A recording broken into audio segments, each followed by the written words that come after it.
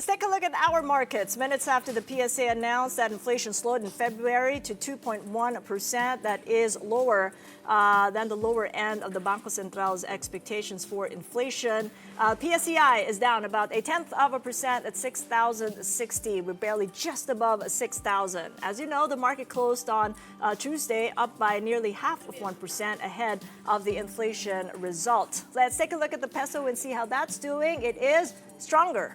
At 57.62 the dollar, we ended at 57.75 on Tuesday.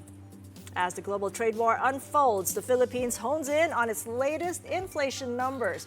Our guest here predicted a 2.3% gain for February. Dino Aquino is head of fixed income department at SB Trust and Asset Management at Security Bank. He recently won for a fifth time at the CFA Society Philippines Best Managed Fund for the Peso Bond Fund category. So good to see you, Dino. Thank you so much for joining us. Thank you very much. I'm a big fan, by the way. Thank you. And a very critical day that you joined, and you were afraid last night that you might not have gotten it right, but I think you came close. Close to it, yeah. 2.3% you forecast, but it came down to 2.1. 2.1, yeah. Well, I'm on the downside. I was predicting on the downside, mostly because it's not me that goes to the market. I have my yaya that goes to the market, and we do our research. Mostly food prices have come down a lot, except partly because maybe my estimate missed a little bit because I was expecting rice to be much lower. I think rice prices have been the lowest since 2019. But I was actually surprised to be reading tubers, tomatoes, cereal products. These are not really the typical staples that we watch out for in terms of inflation. It's actually galunggong, if you know. Is it? It's the galunggong. Okay. Yung tubers. I have a professor in college that he mentioned that the galunggong is actually the indicator of inflation. Okay. So Yes. it's a lot lower on a month-on-month basis. So okay. yeah. Well, I wanted to get into the interest rate differentials right now because we've been tracking the U.S. Treasury yields 10-year. Yeah. It's been going down since President Trump said, I want that to come down, rather than pressure the Fed to do what it has to do, to cut rates. But when you look at the 10-year of the local, it's pretty much stayed steady. And I was thinking maybe is that an aberration there? I mean, it's supposed to be tracking it downwards as well, but it hasn't. How come? think it's more of the disappointment probably on the rate cut. They were expecting a rate cut that didn't come last February 14th. But for me, if you look at the language that the BSP communicated, I think it's a dovish hold. So, meaning they mentioned that they recently delivered triple R cuts, right? And they mentioned that April is on the table, which the market is not really pricing in.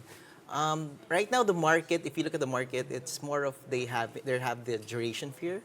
If you look at the yield curve, it steepened quite a lot this year after being relatively flat for the entire year in 2024.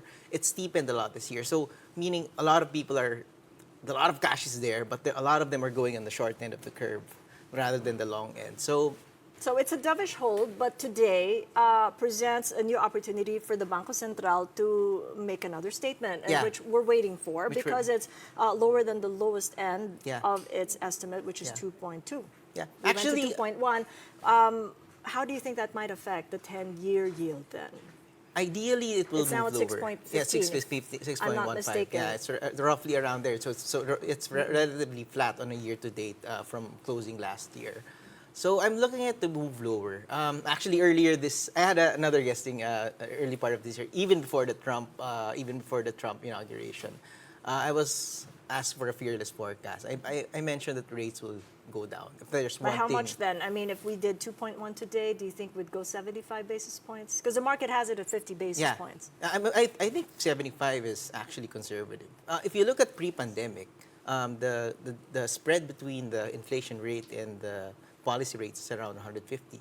So right now, it's huge. Say if we average 3% conservatively, we average 3%, and then your policy rate is at 5.75.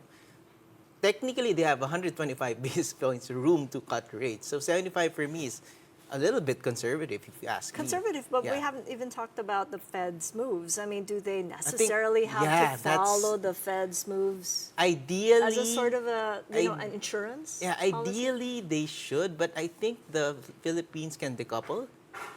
They are inflation sensitive. If you look at 2019, going back to 2019, when the BSP then cut 75 basis points, they tracked the inflation rate. The inflation rate at that time, the average was 2.5%. And we ended the year in terms of policy rates at 4. So that's the 150 that I mentioned. So we can actually decouple if this inflation trend continues to be favorable moving forward. What about the other bigger elephant in the room, China? It China? has held at its 5% GDP. Yeah.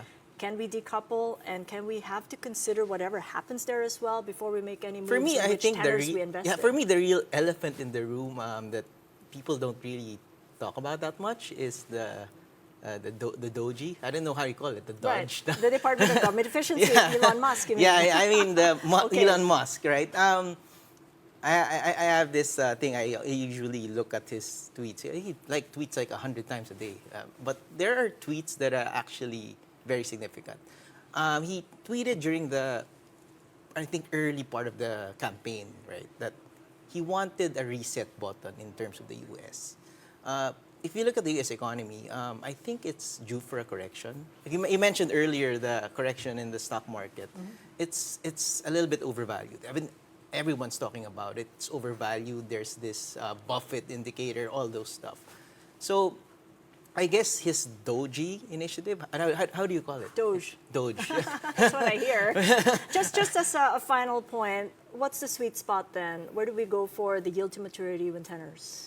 I think I like the long end right now. Long end would be 10 year. 10 year, yeah. Got it. We'll hold you to that then. Yeah, I wish we had more time, but thank you so much, Yeah. Dino. I appreciate the time. Yes, and the thank you. expertise there, you got it right. Nearly got it right. Yeah. 2.3%. Dino Aquino of SB Trust and Asset Management at Security Bank.